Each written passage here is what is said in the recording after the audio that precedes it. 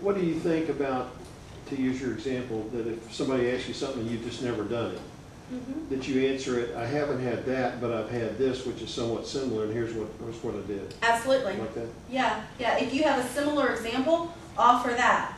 If somebody asks you a question, you say, well, I've never been in that exact example, but I think I have an example that relates to what you're looking for or what you're asking. Absolutely. Yes? A lot of technical people tend to throw out numbers and scientific things. But most people who are doing screening interviews are more liberal arts oriented. Should you moderate your technical numbers and just speak, well, I increased this, instead of saying how much, or do you need to give them numbers, or do they just gloss over when you start talking numbers? I think it's important to match your answer to the person you're talking to. So as a recruiter for an IT department at one point in my career, I didn't know anything about COBOL and Pascal and code writing and things like that. But I was responsible for making sure that they at least had some of the basic skills. I wasn't responsible for making sure that they had the detailed skills that the manager was going to ask about in the next round. So I would base my, if I were in an interviewee's role, I would base my answers in accordance with the questions. I would try and match my answers. If she seems to be asking me somewhat elementary questions, I would answer them with basic information. I certainly would let her know that, I can provide details if she wants them, but I wouldn't go to the level, because quite honestly, that can put a recruiter off too. If you seem like you're condescending to the recruiter. If you're talking over my head for an hour, then I start to wonder, are you going to be a good fit for the culture if the role is somebody that has to work across levels of skill? So are you going to be able to work with people that don't have the same level of skill set as you? So we had a fellow, he's not here tonight, but he was interviewing at Xerox. And having worked at Xerox, I kind of know the game from the management standpoint. Well, we put together a brag book.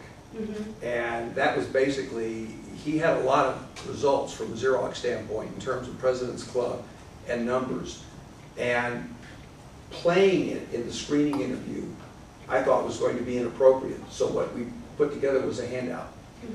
And it was a leave behind. And so that if he got into that situation, he wouldn't dive down into all of the jargon and the numbers. But he could say something. I was highly successful. By the way, I brought a handout for you that you can pass on. And so that's how we got around that. So he actually was going in at both levels, but he was going to play at the elementary level. Yeah, my role is mentioned in this report. I'll leave it with you so that you don't find yourself in a situation where you're bragging or you're talking over somebody's head. Yeah, that's a good idea. Being prepared is going to be key. So preparing for the interview questions, obviously very important. Why did you leave your last job? Well, that place, what? No.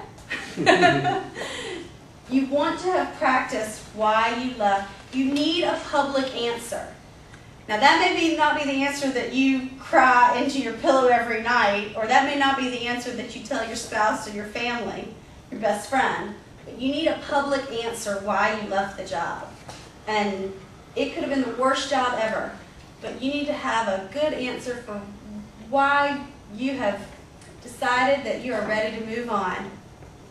So practice that, because that's a common question, and especially if you are a little tender over not working there anymore, if it's a little bit raw, so to speak, that's going to require practice as well, not to convey that in the interview.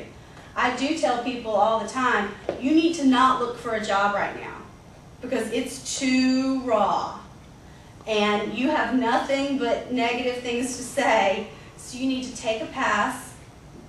Don't work on networking right now because you're going to alienate contacts rather than making contacts at this point in your job search. So there's something to be said for taking a step back and kind of letting the dust settle and calming down and getting to a place where you can talk positively about moving on in your career, and this is going to be an opportunity, and this is the best thing, and we decided to part ways, or something to that effect. dumb question, but typically the reason you leave is you were fired or you laid off or you just flat quit. And what you're talking about is when you quit, right? Or not? Either. I mean, any scenario. But if Just- you're laid off, isn't that, you're laid off? Well, I mean, Is there a spin to that? Is, or you, well, I want to be sure that people convey it positively. okay, So, you know, you talk to people and they say, well, I was with that company for 17 years and I gave them 17 years of my life and they eliminated my position and gave it to somebody younger. That's not the right no, answer. right. So, unfortunately, that happens. I mean, you do find yourself kind of with this decision forced upon you that you're leaving the organization, and you want to be in a little bit of a calmer place to answer the question that, you know, the organization was going in a different direction, and it really made sense for me to leave, and the management and I agreed that I was going to move on. I mean, there's certainly a right way to answer the question that I was laid off. Sorry. Well, I was just going to say, in today's economy and in this city, it is not a bad thing to say that there was a reorganization in my organization. My job was eliminated. And I think that that's not bad. And if you get too fancy, they might try to think you're basically lying or Yeah. trying to Yeah, and a lot of people's jobs have been eliminated. And when you're in a layoff on the other side of it, you know this, it's not a personal thing.